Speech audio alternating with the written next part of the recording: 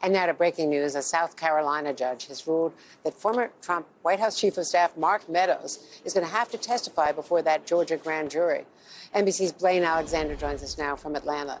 Blayne, that doesn't mean that he has to answer questions, but he has to show up, right? So my first job was at Headline News.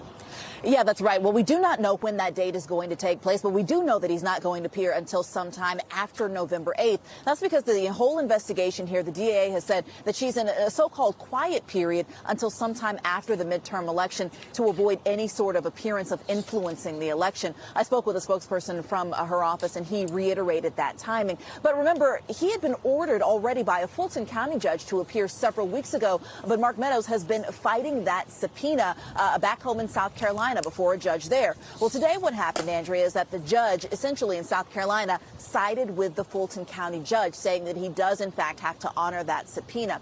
Now, as for what Fulton County DA Fonnie Willis wants to question him about, in her initial filing saying that she wanted to compel his testimony, she said that he really is a central person for her to hear from during this investigation. She pointed to a couple of things. One, of course, that infamous phone call between former President Trump and Secretary of State Brad Raffensperger. Mark Meadows was on that call, so she will undoubtedly want to question him about that.